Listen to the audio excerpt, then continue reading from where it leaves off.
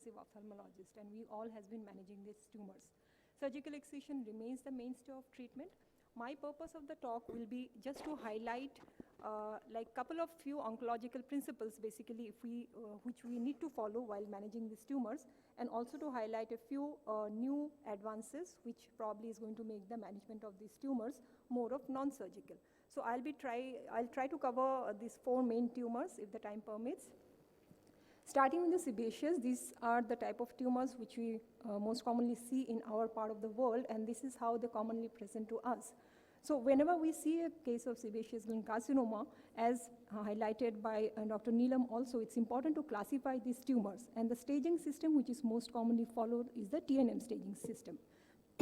So currently we are following the AGCC 8th edition of the staging system. However, there has been a few differences between the two, the 7th edition, which was used to be followed earlier, and the 8th edition, which is currently being followed. It's important to know it because if we have to compare our results with the earlier literature, it's important to know what is the difference between the staging in the, especially the T category in the two systems. So essentially what has been done in the 8th edition is that the dimension of the tumor, which is included in the T1 and T2, has been little more than what it was earlier in the 7th edition. Means that you are downstaging the tumors at T1, and while in T3 and T4, some of the tumors which are earlier included in the basket of T3 has now moved into T4. So you are upstaging the tumors at that. So what essentially it means that 8th edition seems to predict the local recurrence and the lymph node metastasis better. However, if we see the survival prognosis, that seems to be better predicted by the 7th edition. So we still, like, probably some further modification in the next edition will take care of those, but as of now, we need to follow one of the staging system. So what it means for us that whenever we see an eyelid malignancy, we must know to mention the size of the tumor, note it down in our documents, see whether there is involvement of the lid margin, see if there is an involvement of the tarsus, conjunctiva, and if there is any involvement of the contiguous structures like orbit, bones, PNS, as well as look for any distance metastasis and lymph node involvement.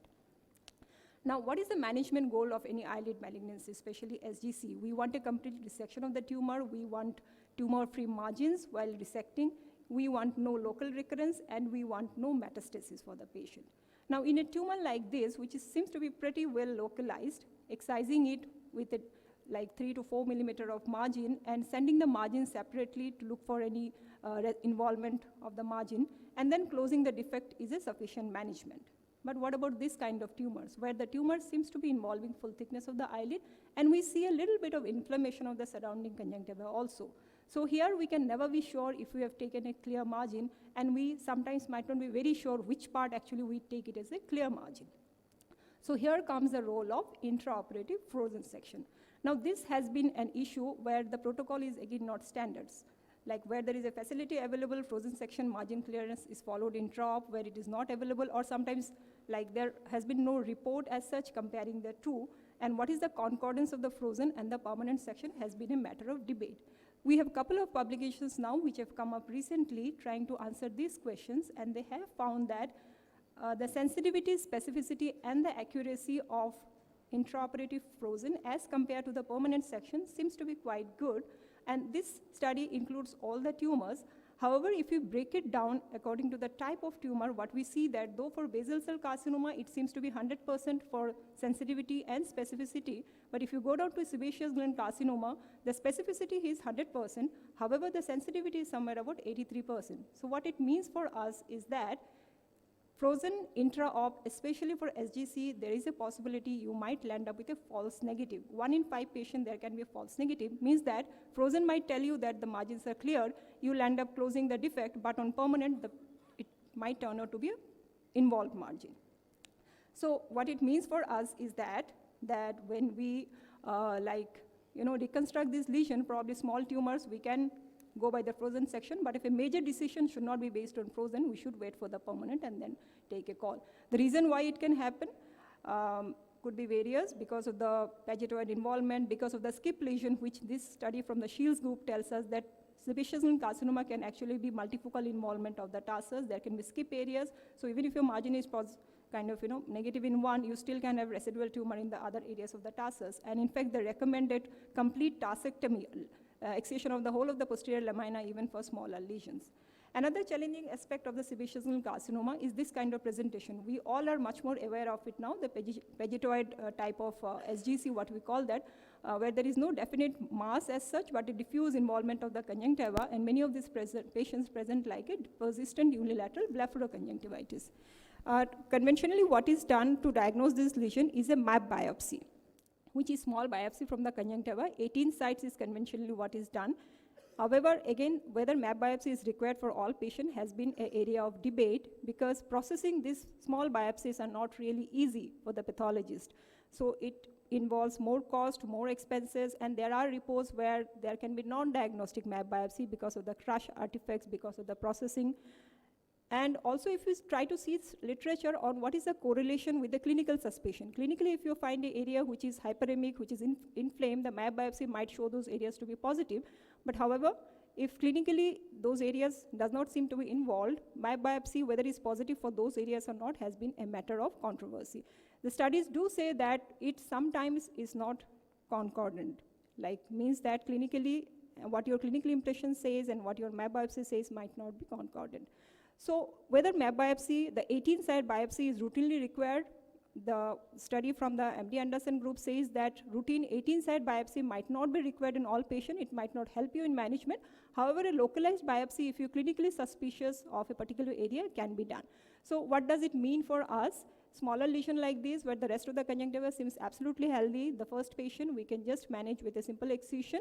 However, this kind of lesion, the second patient, where there is a diffuse involvement, map biopsy is possibly recommended. So selected patients, yes, we need to do a map biopsy, but for all patients, probably it's not mandatory. This lesion probably needs a localized map biopsy of the area which is involved. Another area which is, there has been a lot of advances, is the locally advanced sebaceous gland carcinoma. Now, this tumor has patient has a tumor going right till the orbital apex. Even if you do an exenteration, probably there will still be some residual tumor. So what can be done for this patient is neoadjuvant chemotherapy, which is more and more used these days for the locally aggressive SGC, and the response has been very good for this patient. It causes kind of, shrinks the tumor, reduces the size, where a less extensive surgery can be done for these patients. We have a couple of reports now which have come up where exenteration or even mutilating surgeries can be avoided for this patient by the use of neoadjuvant chemotherapy. So in locally aggressive tumors, locally extensive tumors, we can try to debulk the tumor by initially giving chemo to this patient. 5-FU and cisplatin is the drug which is used commonly, and then probably even if you have to do an exenteration, there is a higher possibility of getting a clear margin, and the surgery will become less mutilating. A lot of study is going on the prognostic markers and targets for future therapy, targeted therapy for sebaceous gland carcinoma. There has been studies reported which say that high expression of cancer stem cell markers probably indicate a more aggressive tumors and correlate more with the metastasis. So we will see in the future, probably if this actually holds true, then this can be a target for some localized specific treatment which can reduce the aggressiveness of these tumors.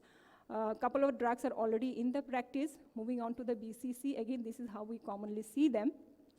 What's important is to recognize this pattern, the sclerosing variant of BCC, which again presents like a lot of cicatricial changes, like an ectropion in this patient, with no localized mass. And what is available now for very extensive BCC is vismodegib, which is a targeted treatment which inhibits the Hedgehog signal pathway, which is involved in the proliferation of the cells. And tumors like this, where resection is not possible, can now be managed with the use of vismodegib. It is available in India also, however, the cost is the factor which prevents it from using it in many patients. If you see a BCC, then in selected patient, we must rule out basal cell nevus syndrome, especially in young patients with BCC, where there are multiple BCCs. A Golin-Gott syndrome or the basal cell nevus syndrome needs to be ruled out. There are criteria to diagnose it. The last bit is the targeted therapy for squamous cell carcinoma, the epidermal growth factor receptors, the inhibitors for those is now commercially available for use in the squamous cell carcinoma, and has showed good response in selected patients. So probably in future, this will also become a treatment modality for most of our tumors.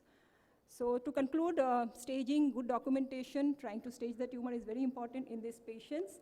And whenever margin clearance and my biopsy, we need to understand where it is indicated and choose it accordingly. And newer prognostic markers as well as targeted therapy are probably going to come up in the future to help us better manage these patients. Thank you. Thank you so much, Dr. Sima Das, and congratulations on completing it in time. We are running short